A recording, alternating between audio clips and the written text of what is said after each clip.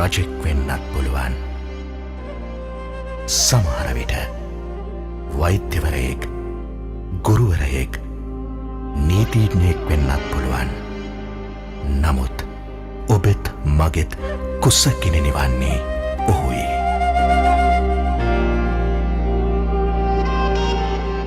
ඔබේ රැකියාව අහසෙ වෙන්නත් පුළුවන්. නැත්නම් මහසයුර වෙන්නත් පුළුවන්. තාක්ෂණය හෝ සංවර්ධනය වෙන්නත් පුළුවන්. අපි කවුරු මොනවා කළත් කුසකිනෙනි වන්නේ ඔහුයි. ධනවතෙක් උනත් නොඋනත්, වැඩිහිටියෙක් හෝ ලදරුවෙක් වුණත්, ඔබත් මමත් කවුරු වුණත් අපේ කුසකිනෙනි වන්නේ ඔහුයි. අහස පොළව ගෙනෙන අභියෝග හමුවේ නොසැලුණු ඔහුට පන්නරය දුන් CIC කෘෂි ව්‍යාපාර වසර 25ක් පුරා ජීවිත අස්වැත් වූ මෙහෙයුම අනාගත පරපුරටත්.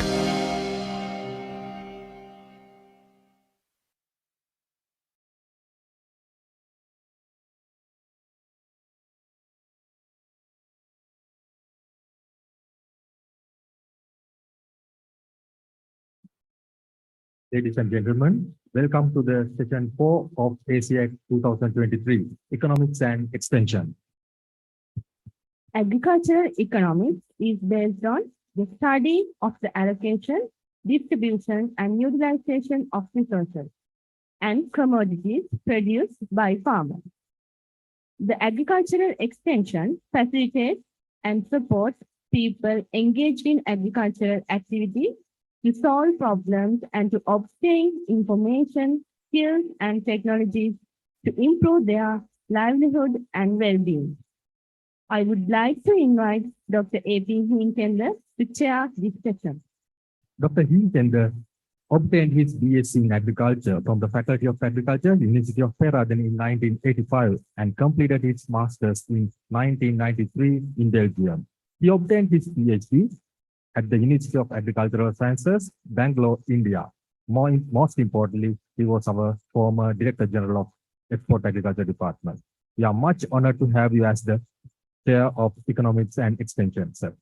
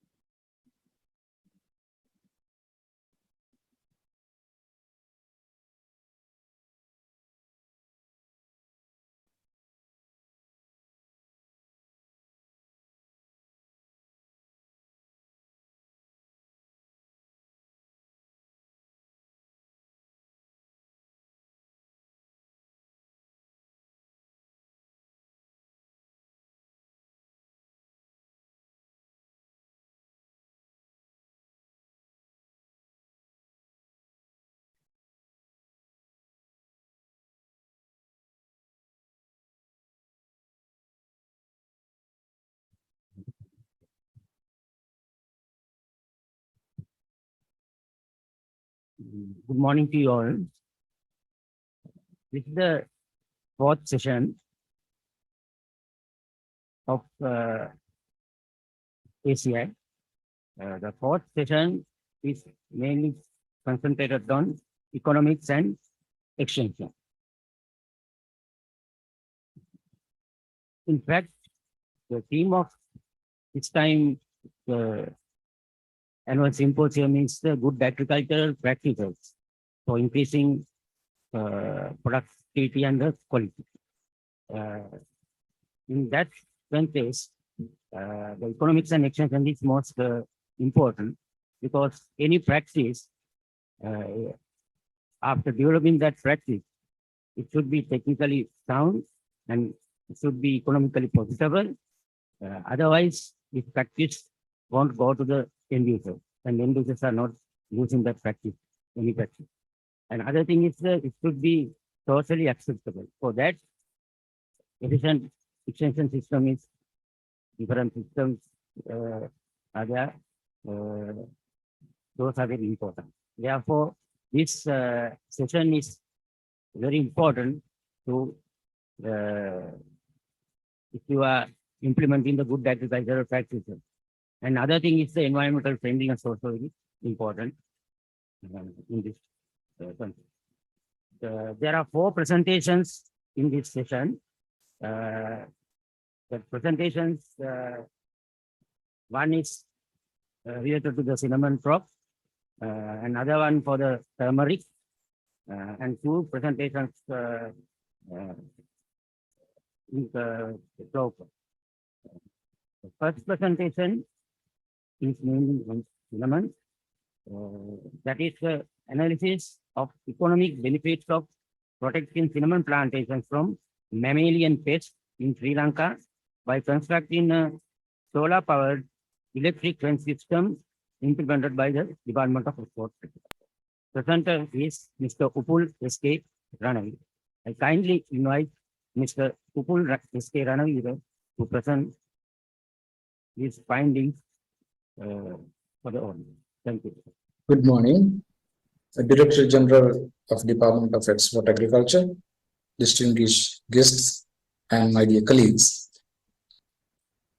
I'm going to present my research presentation on analysis of the economic benefits of protecting cinnamon plantations from mammalian pests by constructing a solar-powered electric fence system. My colleague, Dinat Prabhash Ramgode, helped for the economic part of this research. The contents of this project, the presentation, is an introduction, objectives, materials and methods, results and discussion, and the conclusion. The wildlife is one of the critical problems in those days for agriculture. According to the Food and Agriculture Organization, more than $1 billion crop losses can be happen in the worldwide due to that wildlife damage. So common mammalian pests in Sri Lanka we observed for the export agriculture crops are barking deers, porcupines, wild boar, and sometimes peacocks and monkey and elephants also. There are several control measures to control the damage of those wildlife, actually the mammalian pests. Some of them are physical barriers, repellents, and some chemical controls, biological controls. And the Department of Export Agriculture promoting to install protecting systems, especially for the physical barriers and repellents. And department has promotional program to provide technical assistance and financial assistance to install these kind of protecting systems. In this program, we provide financial assistance and technical supports for starting from 0.1 hectare up to 2 hectares, and the department provide the financial assistance up to 50% of the total cost and maximally 60,000 Sri Lankan rupees per acre. The broad objective of this research to analyze the economic benefits of solar-powered electric fence system for cinnamon cultivation, and the specific objectives are to identify the optimal age of cinnamon cultivation to install this fence system, and evaluate the farmers' preference toward the functions and these systems, and to quantify the payback period associated with the installation cost, and to estimate the crop loss prevention by installing those systems.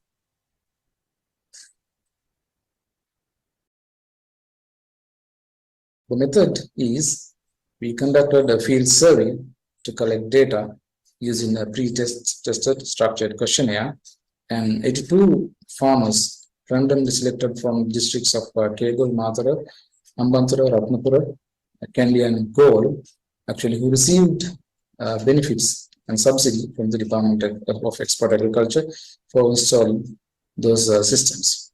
And the data was analyzed by using MS Excel and many statistical programs. Then move to the results and discussion part.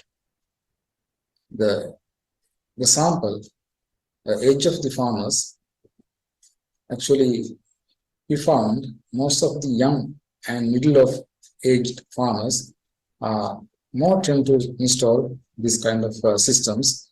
You can see the 45-year-old farmers is the highest frequency of installing systems. It's about 18.29, and as we consider as a category, 30 to 45 years old category show the highest rate frequency of installation of these systems. It's about more than 65%. And after that, actually, more than 60 and 60 plus, they just saw only 12.19% of frequency. Then we can get some idea. The young and middle-aged farmers are more trained to install this kind of new technology. And the education level of the farmers, most of them are actually the level 1 education level, about 46.34 up to A levels, and level 2 as shown in the table, 41.46 up to post A level and diploma. Only 12.2 farmers have above bachelor degree or master degree or above qualifications. So this is one of the important part, age category of the cinnamon cultivation when the system is installed. We can see the highest rate we observed 36 to 42 months, 14.63% of farmers installed the protection system at that time. And the second frequency we can observe 0 to 6 months. So actually there's some relationship because we observed most of the damages from those mammalian pests could be seen just after planting and just after harvesting. So this exceptional cases is here. The 42 to 48 months is the least frequency age. Anyway, then we can some clear relationship. We can see the age and harvesting period may relation. There are some relationship with installation rate. And the price per kilogram of the processed cinnamon with age of the plantation. Actually, this is obvious case. When the cinnamon plant growth, the quality of the cinnamon grows up to some extent. Actually, we considered here 3 to 5 years. So when we consider 3 to 5 years, the 5-year has the most quality cinnamon we can produce. So the price for the cinnamon is get from that 5-year-old cinnamon plantations. And this is also yielding different climatic regions. We can see the highest yield we could get from the wet zone, then followed by the intermediate zone and the dry zone. Here also we consider 3, 4, and 5-year-old cinnamon plantations. Then we can see the 5-year plantations got the highest yield, and then 4-year and least the 3-year-old plantations in all 3 climatic regions. The percentage of loss prevention is one of the important factor we considered here. We can see the first 2, 1 year and less than 1 year and less than 2 year shows the highest loss prevention percentage actually pursued by the farmers. It's around less than 1 year 43% and less than 2 years 42%. Actually, it is significantly higher than the other age categories. So this shows the best installation period is less than 2 years, or actually just before the planting.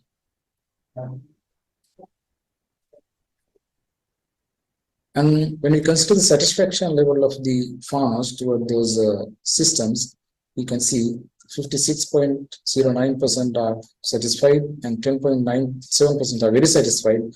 So both together, more than 66% farmers are satisfied with those systems. only 14.63 dissatisfied and 7.31 are very dissatisfied cases we found. And finally, we want to calculate the break-even time. Actually, the break-even time without VA subsidy program is 1.48 years, actually 18 months. And break-even time with the VA subsidy program was 0.9 years in 11 months. Then we can understand the DEA subsidy program actually helped to shorter the break-even time. This will help to the farmers to get the maximum benefit from their systems as well as to protect their crop. Actually, this is not only for their positive impact. When we can protect the farm and the plantations, the national products and the productivity also goes up. It may help to the increase the production, productivity, and the foreign exports and foreign income also. And the conclusion part, according to the farmers' perception, solar-powered electric fence systems are actually useful and successful to prevent most of the wildlife damages. And the break-even time is, as I explained, 1.48 without subsidy program and 0.9 years with subsidy program. So the DA subsidy program actually positively affects the break-even time and positively affects the crop losses prevention. And to get the best loss prevention, we suggest to establish the system before planting or just after planting. You can get the maximum benefit from that system. And we suggest to do some further research to identify some of the negative factors and other factors affecting those results of those solar fences systems. Thank you very much for listening my presentation. Thank you very much, Mr. Ananda. Yeah, 30 minutes we are behind the schedule. Therefore, presentation we can't in 6 time. Therefore, in the questions, my pocket is for the all table is open for the discussion. You can ask quickly 3 or 4 clarifications to have. This table is open for discussion. Also, one thing to clarify that we have mentioned the method you use to the counting method used for this one. The other one is according to your presentation, we have summarized the their age, their education level, that kind of thing. But you didn't analyze whether there is any correlation between the age or their education level with the sectional, that kind of other things. I'm thinking that health protection, that kind of we do that. Yes, thank you very much for your question and comment. Actually, the result was done in very short period of time. So that's actually the reason if not, there were a lot of things to analyze. So that's why I suggest it's better to extend this research to get more and more results. And that's why I actually didn't analyze those things and age and other factors. There were some relationships we saw, but we didn't try to do all those findings in the one paper. So that's why I suggest it's better to do another papers to identify those factors. And there are some more other factors, negative factors and some other more factors. So this is open to do another research to identify all those factors. I have some clarification. What are the animals we can prevent from electrical strain? What are the animals? They actually, according to that findings, wild boar, porcupine, actually the deer. The bucking. That's the mainly protecting animals. In monkeys and peacock, in wild elephants, actually we can't do this one. Actually, for our subsidy program, for uh,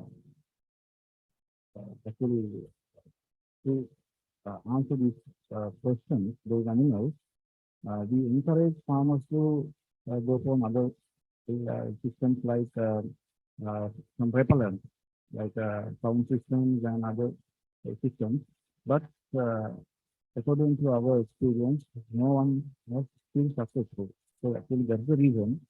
Uh, anyway, now even myself and some of the other farmers, they are looking for some other solutions for this now. Actually, good analysis. While going not directly damage to the cinnamon calculation, dark India is okay. The mean and peacock. These are the three animals mainly damage to the monkey is not damaged. Cinnamon calculation is not available. But that three animals, that's dark India, mouse deer, meaning now. Those are the animals seriously damaged to the cinnamon source, young source. I think problem is in electric sense, state of damage it is not can't avoid the damage.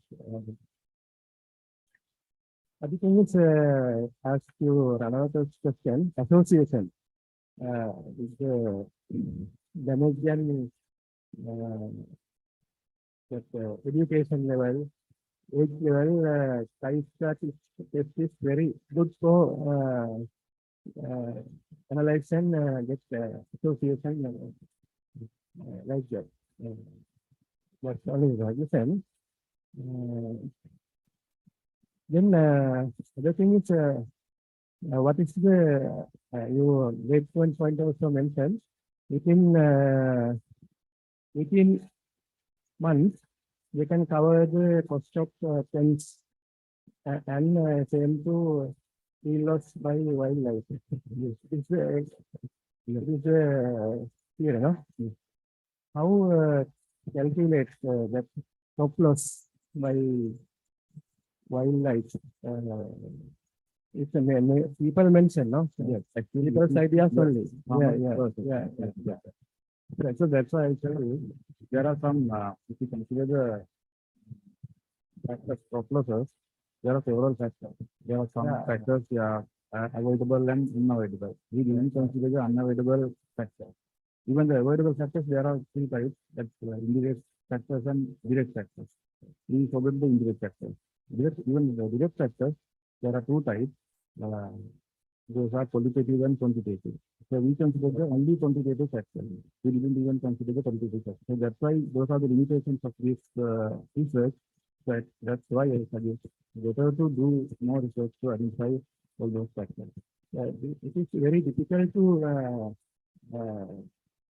test the stop losses by wild animals because they eat food. Then it is effects on after 1.5 years later. People say something, they think no? That is the reason. Yeah, it is valuable, but you should do that.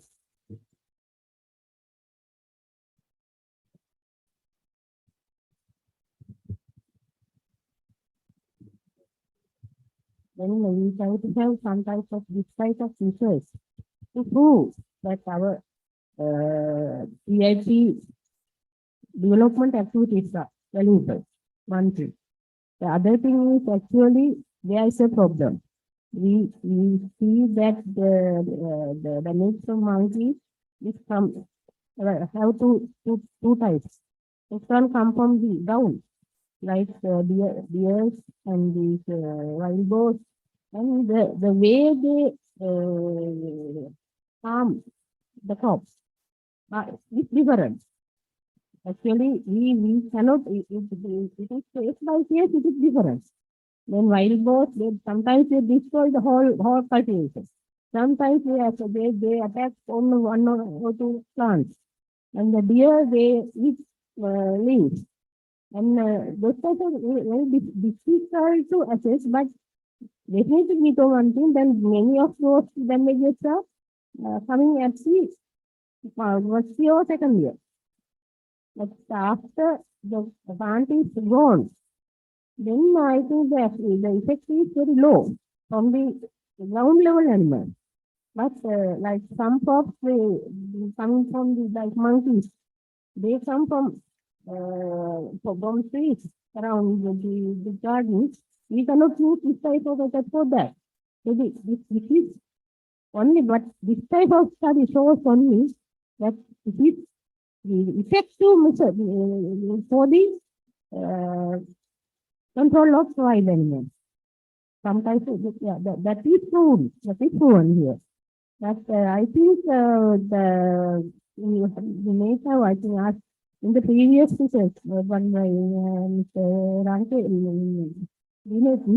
I think if you have selected some farmers, it's a ground level study, it's very valuable to prove that at least if you have selected some 7,500 farmers and get their insights about this problem and how much that was solved and what are the weaknesses of these systems.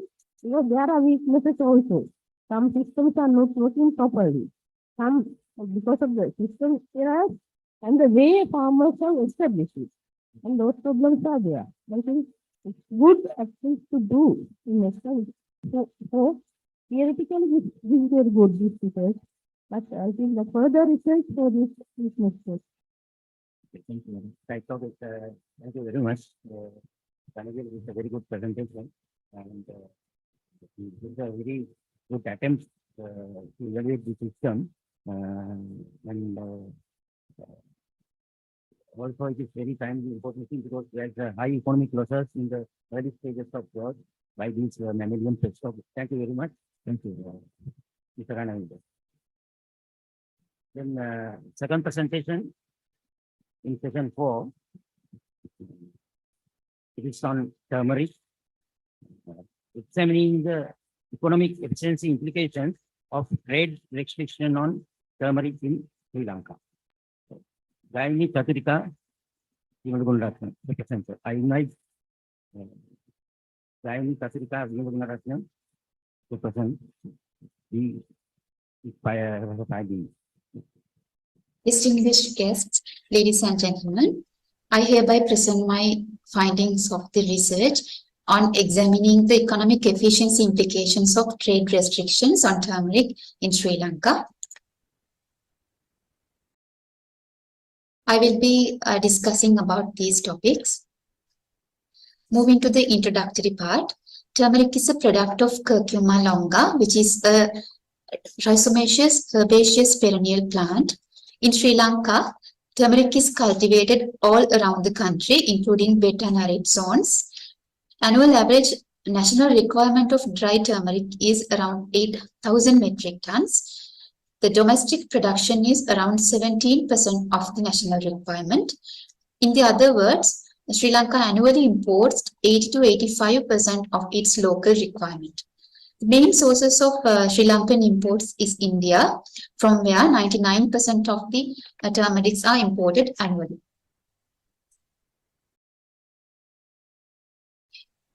The situation of the turmeric industry in Sri Lanka was as above before the enforcement of this trade restriction in late 2019. There were several extraordinary gazette notifications issued during this period, making amendments to the Import and Export Control Act of Sri Lanka. Accordingly, Extraordinary Gazette 2153 2/63 dated 6 December 2019, importation of key spices including turmeric for re-export purposes was prohibited. And then Extraordinary Gazette 2176/19 dated 22nd June 2020 was issued suspending the aforementioned key spices for 19 days. Subsequently, that restriction was extended until further notice through the Extraordinary Gazette number 2189/4 dated 17th August 2020.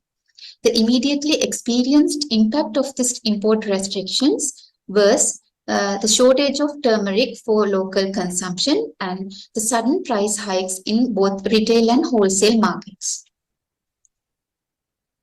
The objectives of the study are to study the patterns of importation of turmeric products before and after implementing the policy decision, and to investigate the impact of importation suspension on the economic efficiency of the country. Moving to the methodology. For this study, basically the secondary sources were used to gather trade data. Main sources used are the International Trade Center Trade Map Statistics based on its update on June 2021 and Statistical Data Book of Department of Export Agriculture published in year 2020. Analysis of the trade patterns was done using descriptive analytical methods. To calculate the economic efficiency parameters, the partial equilibrium model was used. Data are presented in graphical and tabular forms. Partial equilibrium analysis is a demand and supply analysis. It equates supply and demand in one or more markets so that the price stabilizes at their equilibrium level.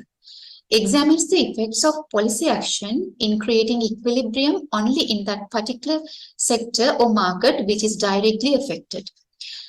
This analysis focuses on a very limited set of factors such as prices and policy variables. Applied partial equilibrium models allow for relatively rapid and transparent analysis for a wide range of commercial policy issues. There are several assumptions of this model. One main assumption is this model ignores its effects on any other market or industry or potential interactions across the markets. Further, it assumes that the sector addresses a very small, the sector in question or sector addressed is very small and therefore has little any impact on other sectors of the economy.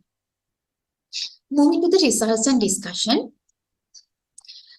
This graph illustrates monthly importation patterns of turmeric during the period of 2018 to 2021, according to the Sri Lanka Customs Statistics, which means this represents the adjacent years prior to and after the policy implementation. With the import restriction in year 2020, there shows a drastic reduction in turmeric imports compared to the previous year. Overall, it is around 84% reduction in volume compared to 2018. This trend continues throughout the year up to 2021 as well. With the restricted imports, the availability of turmeric in the country affected which leads to a huge fluctuation in local farm gate prices. Since 2019 until March 2020, the average farm gate price of fresh turmeric was less than 100 rupees per kilogram.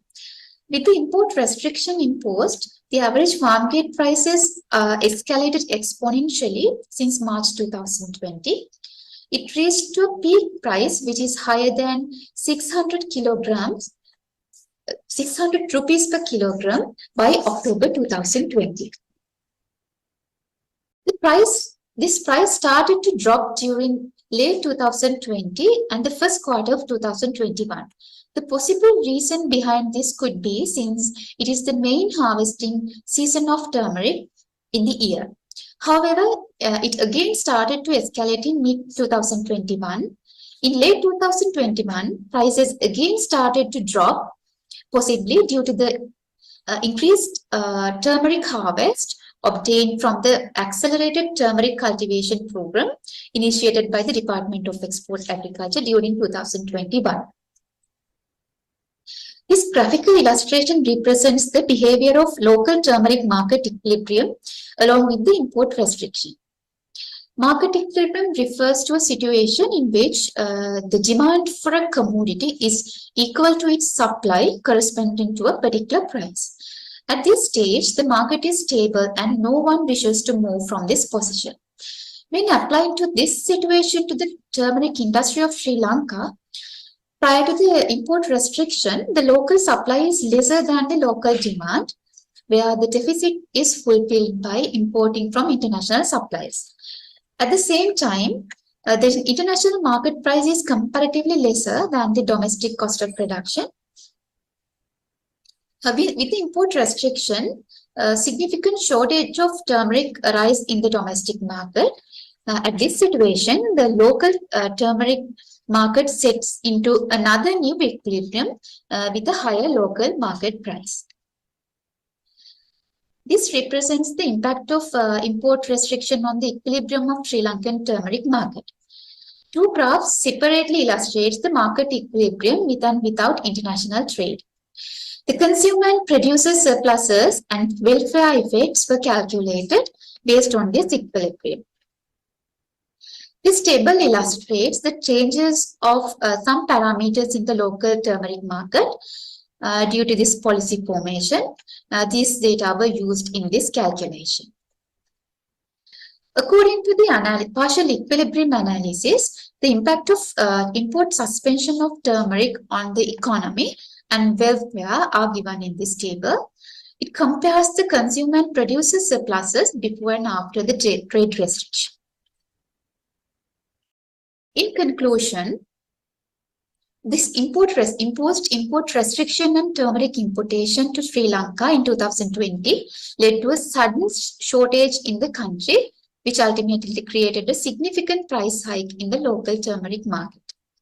Imposing this import restriction had affected the domestic turmeric industry in both negative and positive ways. Consumer surplus has reduced drastically, where consumers were better off with the sudden price hike in the domestic market. However, producers were better off. The consumers were worst off in this situation. However, the producers were better off since producer surplus shows a drastic increase by 620%. There was a consumption and production efficiency loss that created a total welfare loss of $12 million to the country. These are the references I've gone through. Thank you very much. Any questions or clarifications regarding the study are welcome. Thank you very much, Raini. A very interesting and currently very important study. Actually, she explained what was happened in 2019 after having restriction of importation of turmeric. We all know sudden import restriction will badly affect the consumers. Any product, vehicles, or vehicle parts, or any commodity. Now we can't restrict for ever, but to some stage there should be a equilibrium. Right. Now the study, the presentation is open for discussion, and 2 or 3 precise questions we can give them.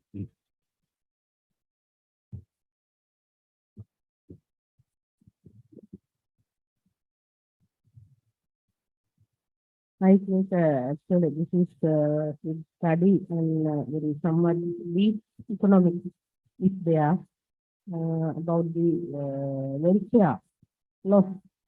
It's considered it is pure economics, pure theoretical economics, considering the demand and supply in a perfectly operating market.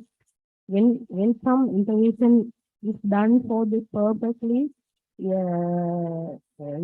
purposely going market, such as supply and demand. If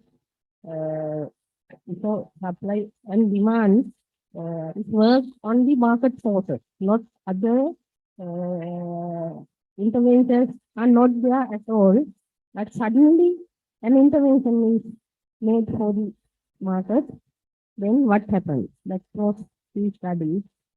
This is very good, and that is obviously what we experienced due to the restriction was there.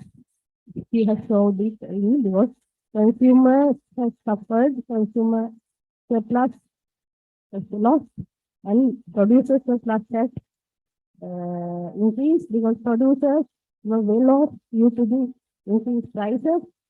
Consumers were worse, it is due to the increased prices of turmeric.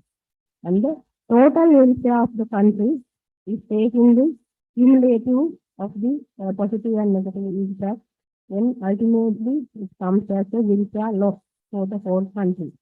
But there are things like that because we have to assume that market was operating demand and according to the demand and supply in the perfectly operating market.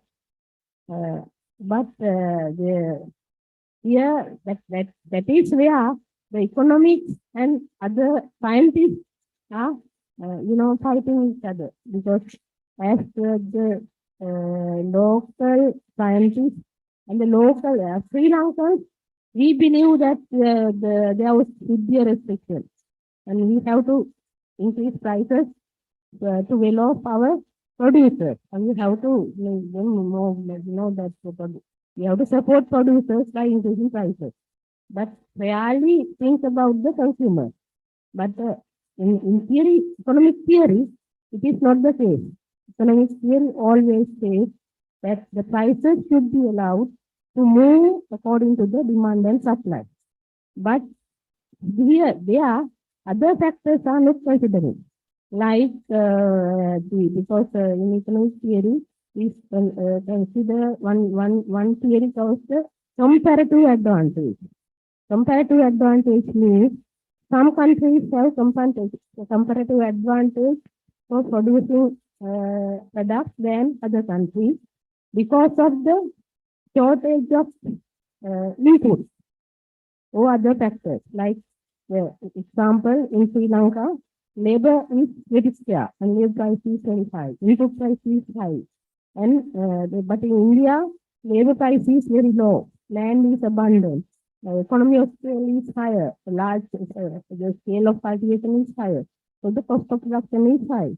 So low. But in country like Sri Lanka, we never could produce things like at that price. So in economics theory, it is said that we do not have to produce such things. We have to import it from where there is the local, the least, the product price in the least level. We have to import it. We have to produce what we have comparative advantage. But if we practically consider our crops, any of the crops that we produce here do not have comparative advantage comparative to India, because Indian prices are lower for almost all crops. They produce at lower rate than others. But the hidden factors are there. In India, that's true, they have a large country, they have a large population, and even there are hidden subsidies are there. And those things are not coming out.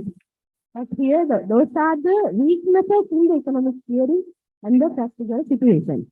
So this study is very important to see the insights of the economics when we intervene. The policy intervention is study policy intervention come for a crop sector.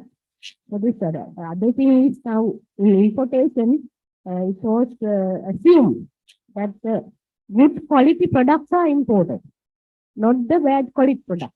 But we don't know what we import from India, is the quality of those products, and whether it is up to the standard of this country, it is not known.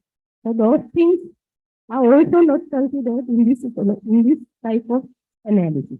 This analysis is very good to see the policy, the impact of study policy changes on this market situation of the product.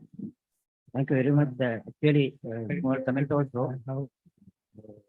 Actually, one thing is we learned a lesson before. The problem in Sri Lanka is before changing the policy, not looking at the economics and those things. But other projects okay.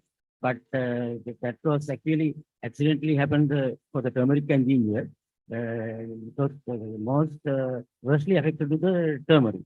Therefore, I think before changing the policy, their background and economic stability should be the overnight changing of policies have always problems. Right, okay. Small, very small question, and I can do. I want to some clarification. What are the best price for turmeric in Sri Lanka? It will increase consumer suffering. It will decrease cultivators suffering. But what is your idea? Best price for both are satisfied, consumers and growers.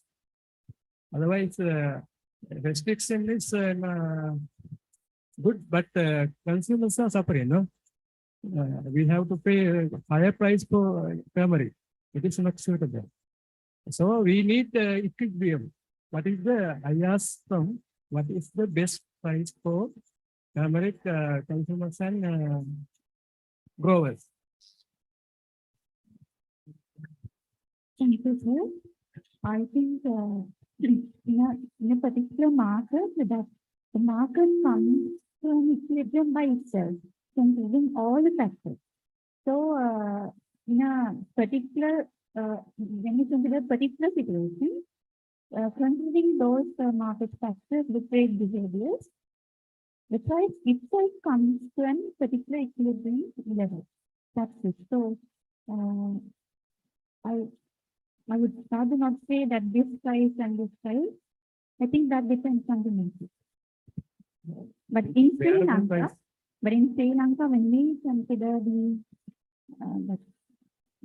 that last 10 years period, it's I would say it's around 50 to 60 per kilogram. That was the normal price in the market for raw turmeric. Yeah, in raw data. But when it comes to that economic census, that's what I believe. The price depends on the behavior of civic information in the suppliers and the behavior of the Because we consider Sri Lankan price and only Sri Lankan price, no? In India, very cheap. Then why we pay much price without importing? The price we no need to pay, no? Yeah. We don't want to protect the growers. We want to protect the consumers also, no? Yes, That is why I asked, what is the best price for both? Both are satisfied, consumers and the growers.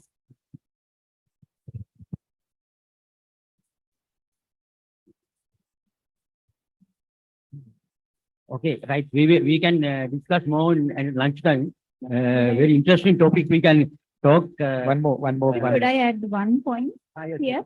That considering that international market price and the domestic price, we would say that our domestic cost of production is comparatively higher than what we import.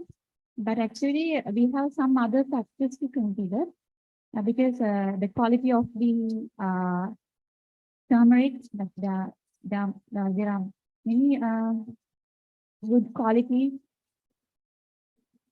Yes, and also we have to consider the welfare of that particular party that we call suppliers of the country, because as a trade, as an industry, we have to consider this turmeric as an industry. So we have to consider welfare of the suppliers as well. So for the well-being of the country or the welfare of the country, we have to consider in the both sides. So the price might be comparatively much higher, but there might not be a comparative advantage that like that Madam said, but if we are considering to sustain this as an industry, we have to consider all those factors and inside of all these stakeholders. Thank you. Thank you. Thank you very much, Laini. Then we have switched on to the third presentation. Feasibility of flow cultivation in Gampaha district. Presenter is Anjali Alagivan.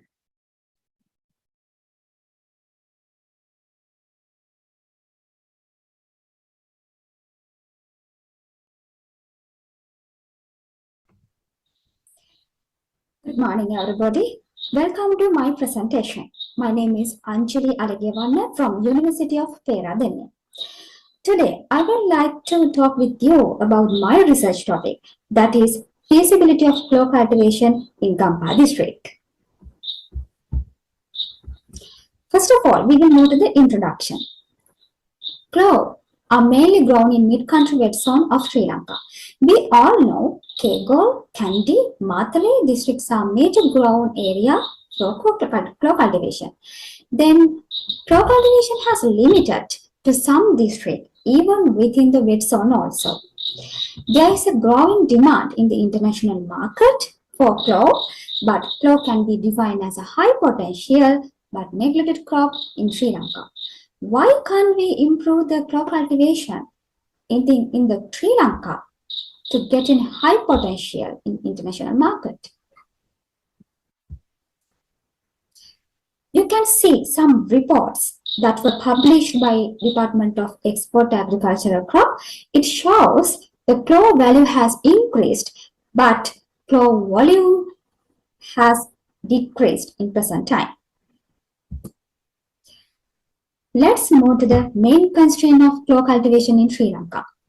There are many difficulties, many constraints of clove cultivation in Sri Lanka.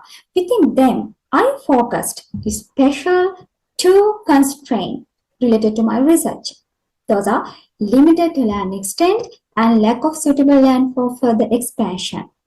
From my research, I tried to find the solution for these specific constraints. We will talk about advantages or potentials of clove farming in Gampaha district. You can see in Sri Lankan map, Gampaha, Kegol, Kandy and Mathale districts are located as a belt. Then we can assume land availability with relatively similar climatic condition for commercial growing of clove can be seen in Gampaha district. And we can cultivate the clove as an intercropping with other cultivated species because coconut plantation, rubber plantations are good level in Gampaha district. And other facilities are available, and it helps to improve urban forest cover and mitigate the temperature also, and it can promote as a home garden cultivation. Then let's talk about my objectives.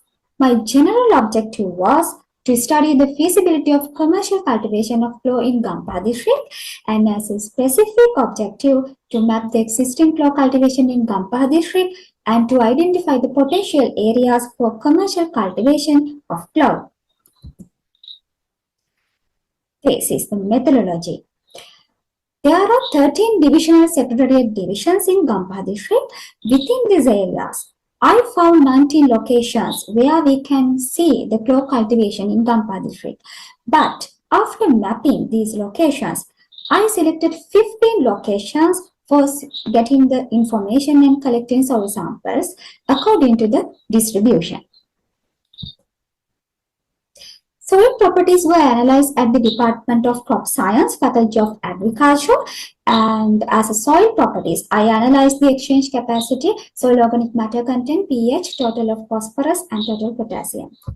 And weather data of each 19 locations in the Gampaha district were obtained from the Department of Meteorology and using NASA Power Weather Database. Data analysis. Data of Gampaha district were compared with recommended requirement for clove and details of Department of Export Agricultural Crop. This is the important and is specific part of my research and presentation. Result and discussion. The first part is analysis of climatic data and preparation of climatic maps. When we consider about the temperature, firstly, the recommendation temperature for the crop cultivation is 20 Celsius to 28 Celsius. After mapping using ArcGIS mapping software, we can see whole Gampa district has suitable temperature range for the crop cultivation. The rainfall. The dark blue color area shows the annual average rainfall value more than 2,500 millimeter per year. But light blue color area shows the average annual rainfall value within the recommendation value average. Then the recommendation rainfall range is 1,750 to 2,500 millimeter per year. Solar radiation. It is a very interesting part because when we consider about solar radiation, we can see there are two main parts of the map. The ash color area is the coastal area, near to the coastal area. It has high solar radiation, but the black color area has similar solar radiation condition as Kandy Mathale. There is not any recommendation value for the solar radiation to crop cultivation, but in here I try to compare with the Kandy and Mathale condition. Therefore, the black color area shows the similar solar radiation condition to the Kandy and Mathale district. When we consider about relative humidity, there is not any recommendation relative humidity for the crop cultivation yet, but I tried to compare with the Kandy and Mathale district. From here you can see from map the Gampa district has suitable relative humidity range for the crop cultivation after comparing the Kandy and Mathale. The second part is analysis of soil properties. Soil properties as a chemical soil properties, physical soil properties. Soil physical characters identified according to the MAPA 2002 for each sampling locations, and laboratory analysis was conducted for soil chemical properties by me. According to the soil physical characteristics, Mirigama Athanagalla, Gampaha Divulapitiya, Biagama Dompe Kalaniya Jala, Mahara Minuangode. Those DS divisions have good soil type and suitable texture, drainage for the crop cultivation. But when we consider about coastal areas, Nigambu, Vattala, Katana, these areas haven't suitable soil type, texture for the crop cultivation. How can I say that? See, the recommendation of soil characteristic for crop: well-drained, laterite with gravel, sandy loam or clay loam soil, red yellow potsolic and red brown potsolic, immature brown loam. After considering that recommendation value, you can see, except the coastal areas, other DS divisions have good suitable soil type, texture and drainage for the crop cultivation in Gampa district. When we consider about pH value, we cannot see the specific difference pH value among the DS divisions, but the suitable pH range for crop cultivation is 4.5 to 6. According to that, we can see the pH values for the every DS divisions are suitable for the crop cultivation. Selected soil chemical properties. So in here, there are no any recommendation value for ideal nitrogen, potassium, phosphorus or organic matter content for the crop cultivation.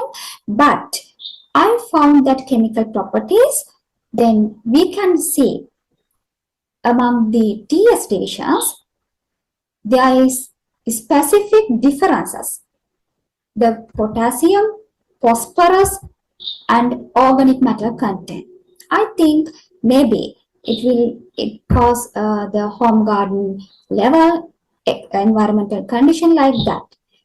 However, this value will be useful reference for future studies. I hope to improve my research from using that chemical soil properties also. This is the main part of my research. Finally, using all information, I created land suitability map for Klo in Gampa district using ArcGIS mapping software. You can see the final map. Dark green color area shows the highly suitable areas for Klo cultivation and moderate suitability. The light green color area shows the moderate suitability for the Klo cultivation in Gampa district, and near to the coastal area, the brown color area, it is not suitable for the Klo cultivation because high winds, high urbanization, and soil type is not suitable like that.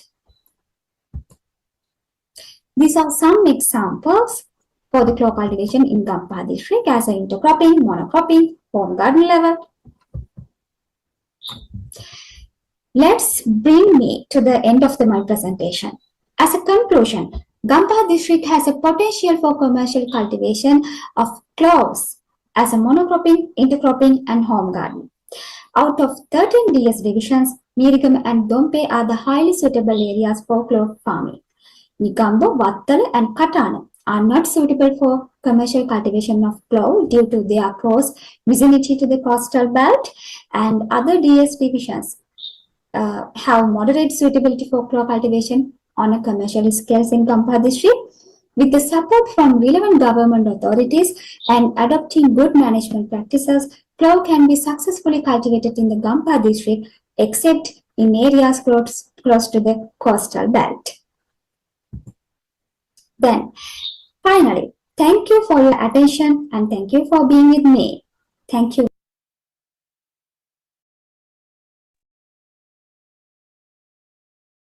Okay, Anjali explained the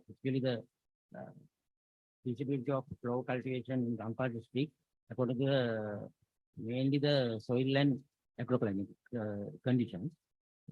Then the paper is open for the discussion. If you have any questions, you can. Yes, few comments and questions on that. Sorry. Can you go back to the constraints of that flow?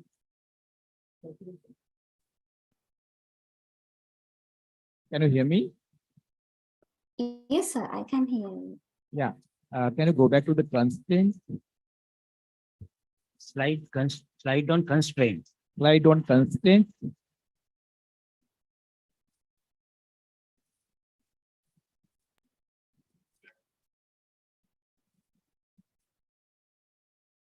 Yeah.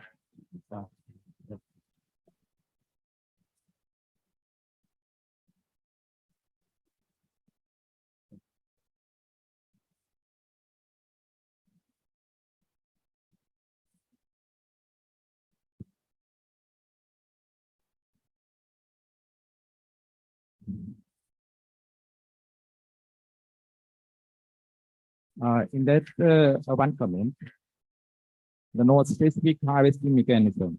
Can you hear me? Yes, sir. Yes. Actually, we have found and introduced that we can use some chemicals like ethereal hormone for harvesting without damaging the plant, right? So now it is not a constraint, but most of the farmers, they are not using. The reason is they are afraid of that it may damage to the plant because I think few years back it damaged because some of the farmers, they are using high dosage of hormone. You know that when we are using the high dosage of hormone, it affects the plant. And the next, I need to know that the solar radiation in that Gampa area. Can I see? Solar radiation in Gampa. Yes.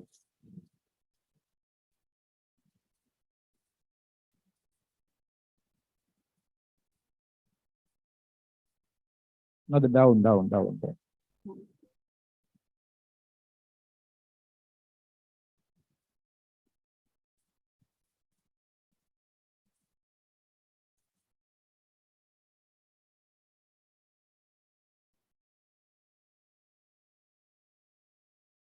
Variation of coastal area and the other area, you saw that the coastal area is higher solar radiation and the other area is lower solar radiation.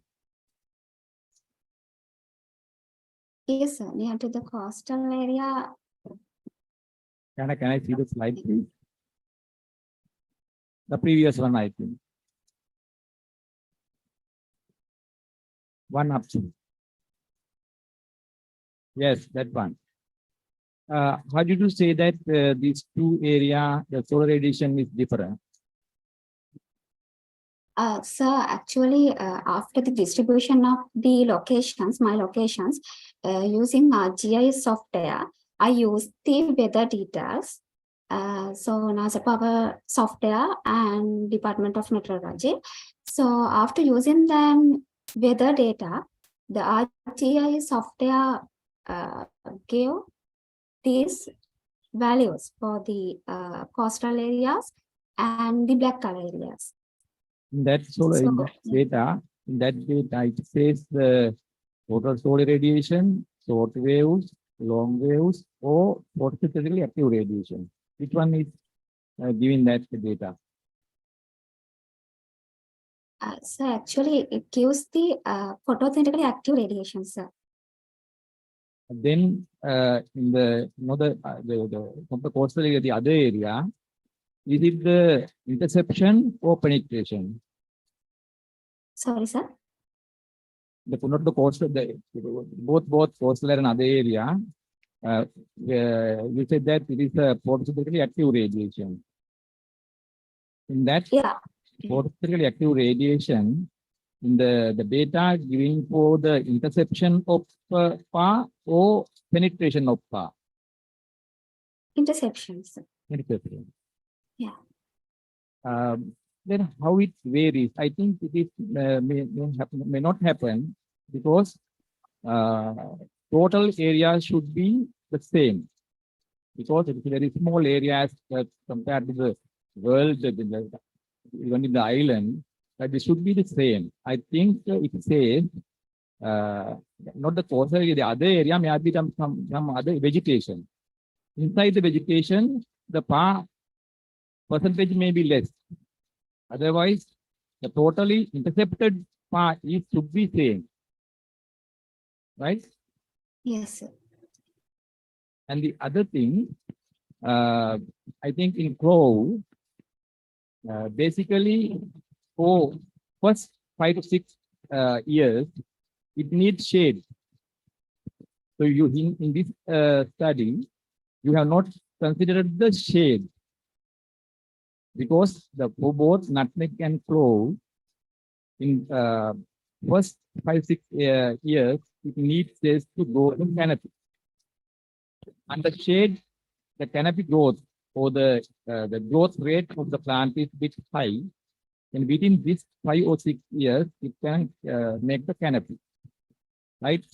Without considering that shade level in the initial level, I think we can't say that we can grow cardamom in that area. But if we can cultivate under shade level, then I think we can cultivate in that area.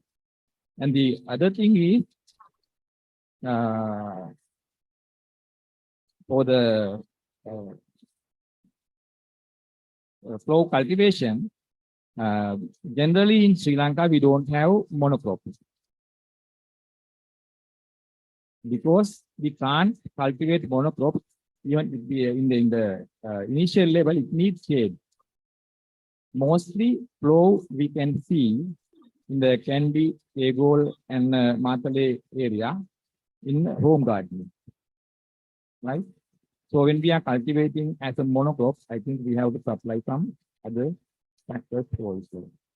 So I think your study is very good.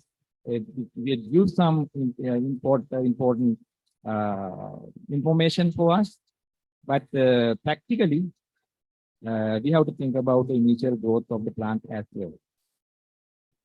I appreciate the study. I think we need this type of study too, because we should expand this cultivation not only for the this up-country or mid-country, then intermediate zone. We can go, if we can supply the other requirements, then we can cultivate some other area also. Thank you. Thank you, sir.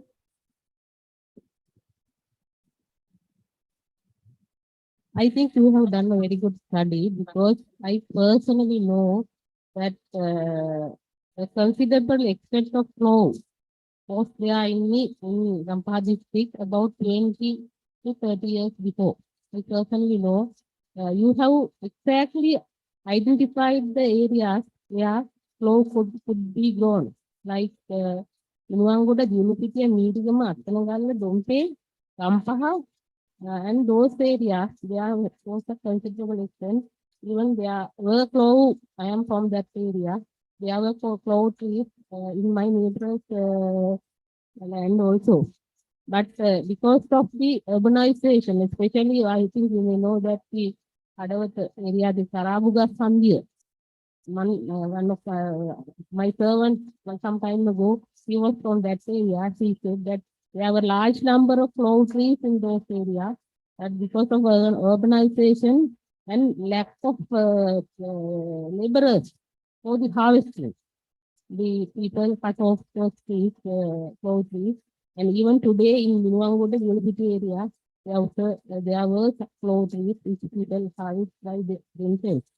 And I think there is a potential, as he said, I think the problem is there is something not like here, the growth.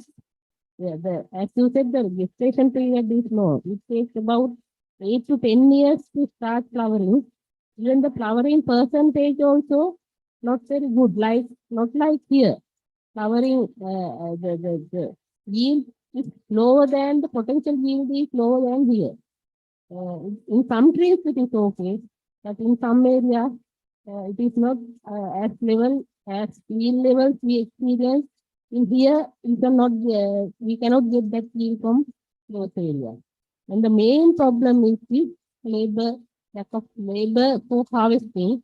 If there is a method for harvesting, I think we can, because there's very there are areas where climate is more or less similar to Kandimatale in Gampa district, especially in Mirgama, Attanavale, those areas. Dompe, there are home gardens which provide adequate shade for the cultivation. So there's the potential, and the problem is for the harvesting, and we have to do some research work for the feasibility studies for the expansion. Thank you. Thank you. Now we are going Thank to you. conclusion. Sir, can I have some questions about your GIS-based analysis? What is the interpolation technique that you have used to interpolate your data? After selecting the I mean, yeah. the rainfall data you might have interpolated, no? Yeah. What is the interpolation technique that you have used to interpolate that data? Weather details, and I got the longitude and latitude details, locations. No, you have taken the weather data and you have created the weather map for rainfall, no? Yeah. So in order to create a map, you have to interpolate that data, because you have taken GPS locations of few stations and you have measured the rainfall on that particular positions, and this is a prediction map of the whole Gampa district. So it is called as interpolation. I'm asking, what is the interpolation technique that you have used to create this map? It was not in your methodology, that's why I asked that question.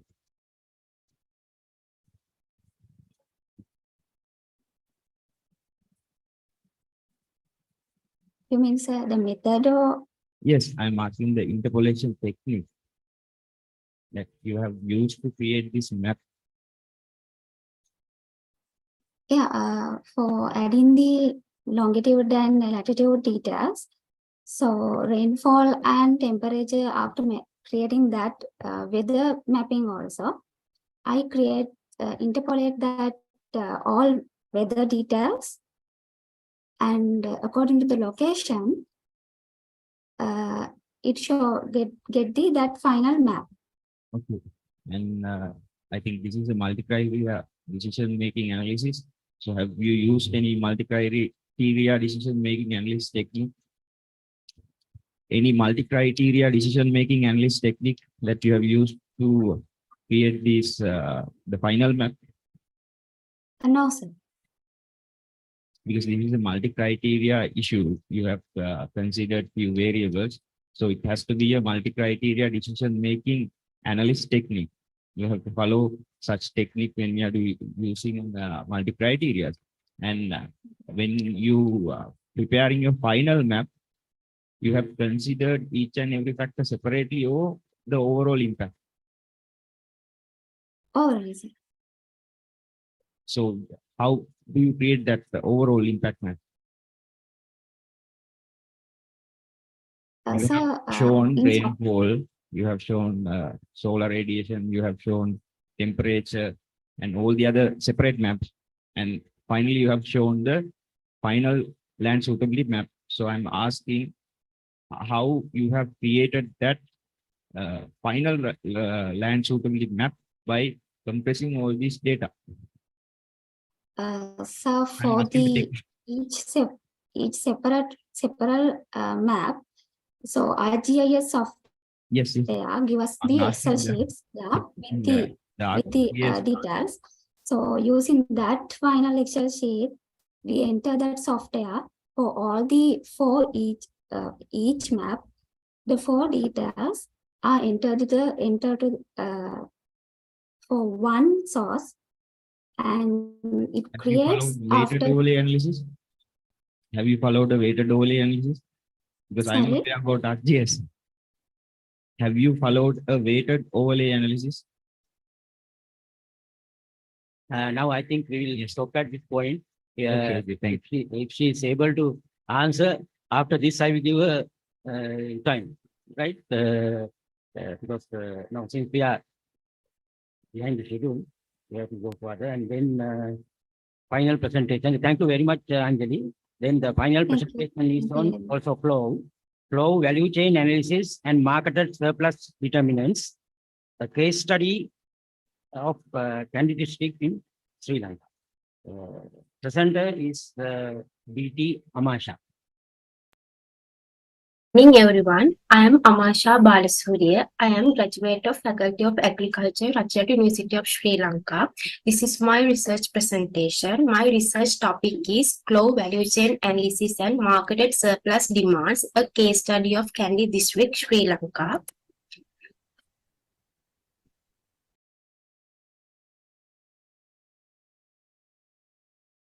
This is the introduction part of my presentation.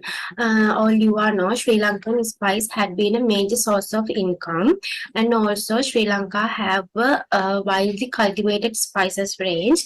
The mainly cultivated spices in Sri Lanka is clove, pepper, nutmeg, cardamom, cinnamon, ginger, and turmeric. And also Sri Lankan clove is the fourth largest export spice crop in Sri Lanka. And also Sri Lanka clove ranked at a fourth place in a world clove market, according to the Department of Export Agriculture. And also Sri Lanka clove have some major potentials and the major issues. The potential is Sri Lanka have a good export market, and also Sri Lanka have a good agroecological favorable condition for the growing spice crop. Main issues is Sri Lanka have some seasonality of a supply, and also Sri Lanka have less value addition technologies like that. This is the value chain analysis. Value chain means the set of actors and activities that bring a basic agriculture product from production in the field to final consumption. Value chain analysis mean the method of accounting and presenting the value that is creating the product or service as it is transformed from the raw inputs to a final product consumed by end user. This is my problem identification and justification. The export performance of clove sector has been sluggish over the recent years. From 2010 to 2018, export amount of clove dropped by 61% as a central bank annual report. It has a significant effect in the reducing overall performance of the agriculture sector. Department of Census and Statistics. Reduction of performance in the clove or in a generally spice sector possibly have an adverse impact on various aspects of the value chain actors. In according to my research, I found a previous research according to analysis of other spices such as cinnamon, pepper, cardamom, like that. But I found any research has conducted for the valuation analysis of clove in Sri Lanka. This is my general objective and also specific objective. My general objective is to analyze the valuation of clove in a major clove growing district in Sri Lanka. I have three specific objectives. The first one is to map the clove valuation and examine the performance of actors in the chain. The second one is to identify major constraints with respect to the farm level in the clove value chain. The third one is to identify the determinants of clove market surplus at farm level. The methodology part, my study area is a Kandy district, and I selected 3 agrarian service sector according to the clove cultivation. The Pujapiti, Kundasari, Nawalpitiya, other 3 agrarian sector I selected. Pujapiti is the highest clove cultivation agrarian service sector. Kundasari is the middle one. Nawalpitiya is third, the lowest cultivation agrarian service sector in the Kandy district. My target population is all the commercial level clove farmers. I using multiple states random sampling for the purposive sampling technique, and also my sample size is 60 clove farmers. And this is the data analysis part. I use primary and secondary data for the data analysis part. I use questionnaire survey, key informative interviews for the collecting primary data. And I use related published and unpublished resources for the collective secondary data. In my questionnaire was address, demographic, socio-economic aspect, resource utilization, and key management practices. Data analysis part. In my first objective to map the clove value chain and examine the performance of actors in the chain, I use key informative interviews for the discover the existing value chain, and also I use descriptive statistic tools such as percentage tables, frequency distributions, and the functional analytical tools for the collecting data. And also I use cost and return value margin like these equation for the evaluate the performance of value chain. This is the value margin equation, and this equation I use to analyze the value chain performance. My second objective is to identify major constraints with the respect to the farm level in the clove value chain. The constraints was identify and rank it using constraint analysis technique, and the Garance ranking techniques were used to analyze constraints. This is the Garance ranking method. This is the Garance ranking equation for the using analysis for the constraints. My third objective is to identify the determinants of the clove market surplus at a farm level. I use multiple linear regression method for the analysis this objective. This is the mathematical module. I use 13 independent variables for the analysis this equation. The results and discussion part. In my primary data, I used to analyze the demographic and socioeconomic characteristics. In here, I analyze the gender distribution, age distribution, and the educational level. I used to analyze. According to the gender distribution, most of the farmers are in male in my data group, and also age distribution. According to age distribution, most of the farmers are the 50 to 60 level, 60 years age gap, and also most of the farmers only have a primary education, the 56%. According to these results, most of the farmers have the 20 plus farming experience in the club, because most of the farmers are engaged in their young age to doing farming. This is the valuation analysis framework. Then you can get an idea how the valuation actors acting their role in this valuation. This is the sum proportion, the dividing the value chain actors who in the value chain. These are the value margin table.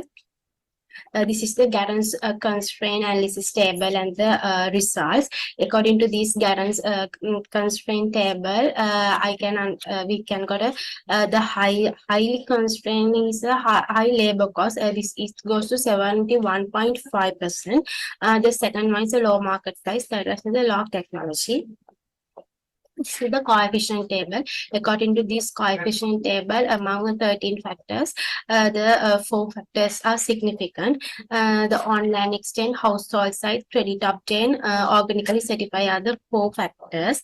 Online extent, household size, credit obtained, organically certified positively affect for the market surplus at the farm level.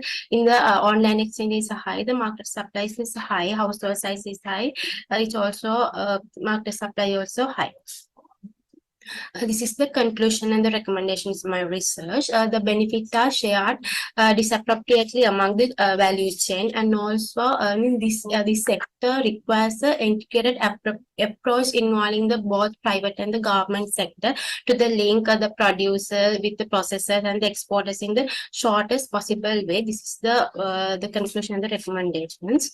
In my research, I have some limitation. Insufficient sample size because of the COVID-19 outbreak. I did my research in during the COVID-19, and previously I decided to do in a major 3 clock-growing district in Sri Lanka, Kandy, Kegol, and Mawatha. But this is the COVID-19 outbreak. I can look at the Kandy district, and I decided to do Kandy district because the Kandy is the major clock-growing district among these 3 districts, and also time constraint. This is the reference. This is the end of my presentation. Thank you all of you.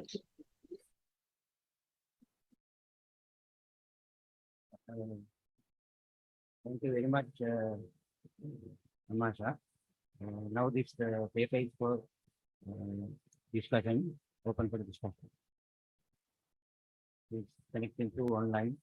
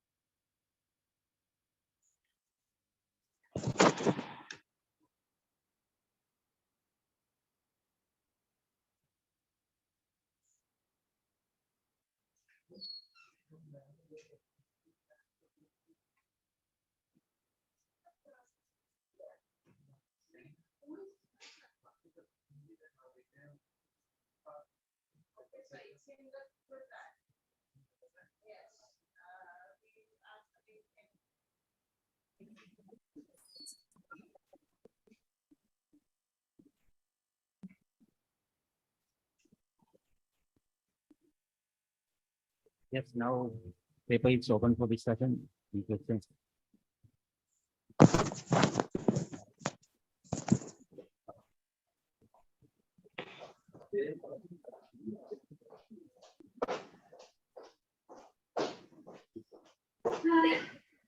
That's half it, but then I don't mind.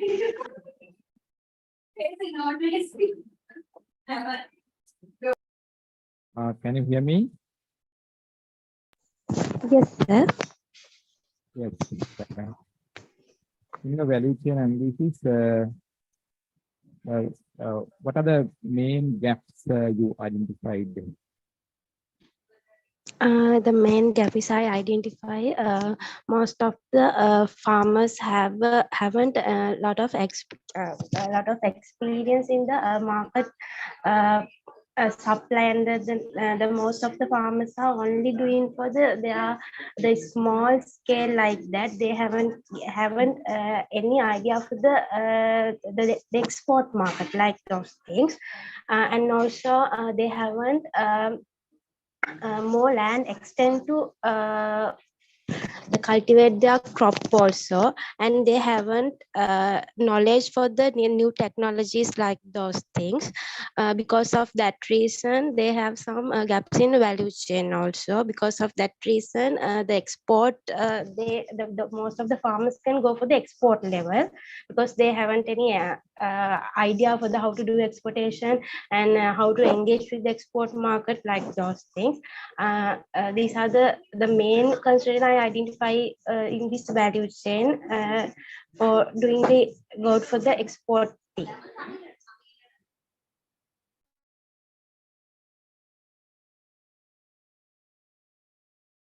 In your study, what is your idea on the now prevailing production and quality?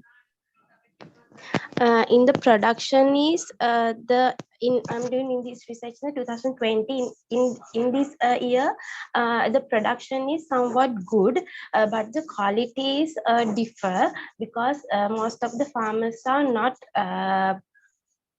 maintaining the quality, because they are not looking for the doing the export, because they are only for the looking for the focus for the local market. Because of that reason, they are not maintaining the high quality.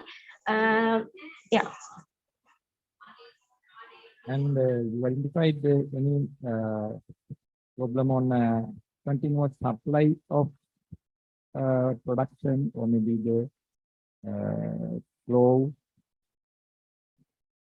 throughout the year, the continuous supply, any shortage you identified? No, sir. Because of the seasonality of the production, they can't supply the continuous through the year. Some farmers can supply the few months, the other farmers can supply the other month. The one farmer can't supply continuously. In I selected farmers, they can only supply for the 1 or 2, 3 months, because the seasonality. Because of the reason, they can't supply continuously. Okay, thank you. Okay. Are there any questions more? I have one question. Okay. Shanati. In your conclusion, you have recommend minimum purchase price policy. Can you explain a little bit more about that?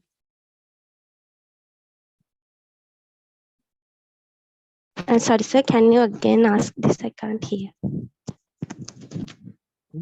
In your conclusion, you have recommend in your conclusion, Okay. you have recommended introduce a minimum price policy for flour. Okay. Can you explain a little bit what kind of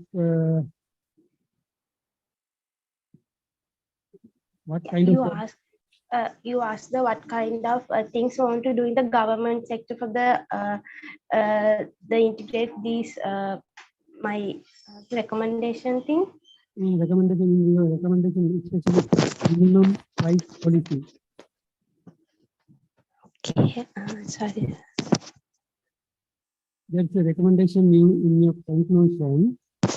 Okay. To implement minimum price policy for flour.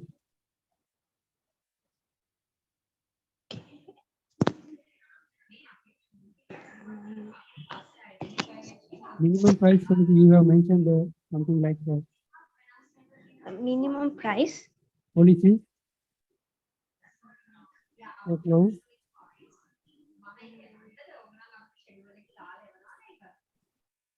Not in the presentation, it is in the paper.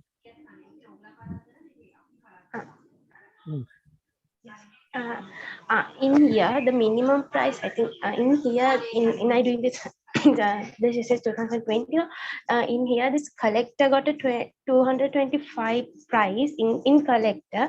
The final price is, this is from the exporter.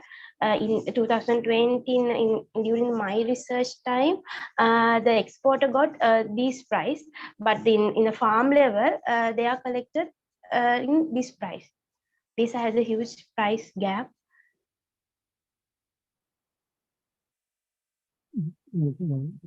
can you recommend any methods to introduce this minimum price for clove? I mean, something like a backward calculation or Yeah, in you mean this collector, then I can recommend to the then I can recommend for the farmers, they can supply direct to the direct to export market, not doing for these the collectors, wholesalers like this, they can get these price. But the most of the farmers haven't any knowledge for these export market and like those things. No, because of that reason, they're only looking for the small price, and they're not going for the export direct. They don't go to the export market because the reason they haven't get the high price. Then the government sector and the private sector can give some knowledge and then some training for the farmers and do how to do the export and like those things. I think the farmers also can get higher price, because most of the farmers haven't any idea to doing how to do export and other things. Because of that reason, they gave the they give their product for the cheap prices for the wholesalers and other middle persons. I think that, okay, right. Thank you very much. Then I'm going to wind up the session. Thank you very much for all the co-presenters. Presentation. First presentation was done by Upul Ranavira. He gave some results on his study on mammalian pest, because it's we all know that in early stages of growth, there's a high economic loss to cinnamon cultivation, and he explained about the farmers' acceptance and break-even point with and without subsidies, and all these things, and nicely presented on time and well-aligned presentation. Just a presentation. Second is also very interesting and controversial subject, sudden import ban of turmeric, and she also explained by the and methods, the partial equilibrium analysis that is based on the demand and supply, and what happened due to this sudden policy change of ban of importation of turmeric, and how it affects to the consumers as well as the producers. That is the second presentation. It's also very, very informative presentation and nicely presented.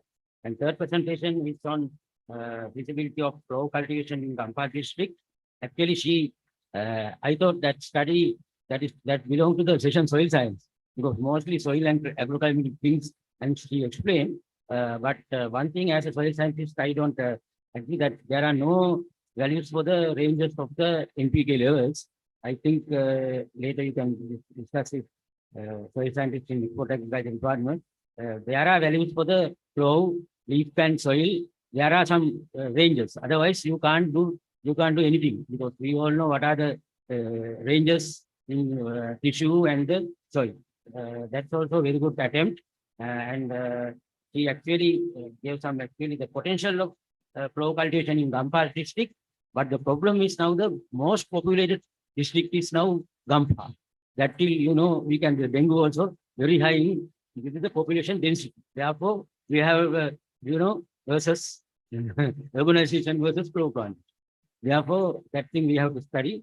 But it's a lowland climate, more or less, except coastal area and Gambu and Vattala. Other places are very good, as we also check Gampa area, which is forest field.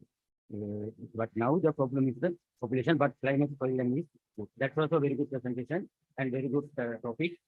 And I open it first. And the last one is the actually clove value chain analysis and market surplus determinants. Actually, they are very mixed method approach to analyze the clove value chain.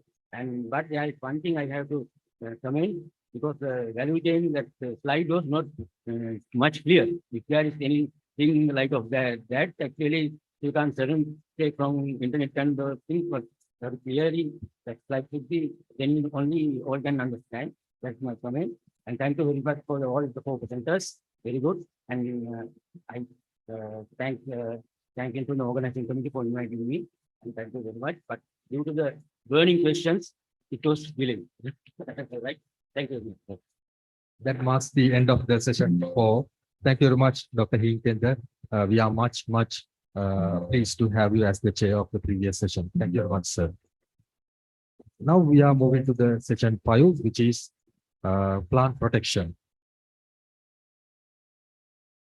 In order to reach the maximum productivity of a crop, it is vital to protect the plant from harmful external influences, including pests and diseases. Plant protection is aimed at implementing effective action against the introduction and the spread of pests and diseases in a plant community by promoting appropriate measures for their management. The upcoming session is devoted to the research findings on plant protection. To chair this session, we have invited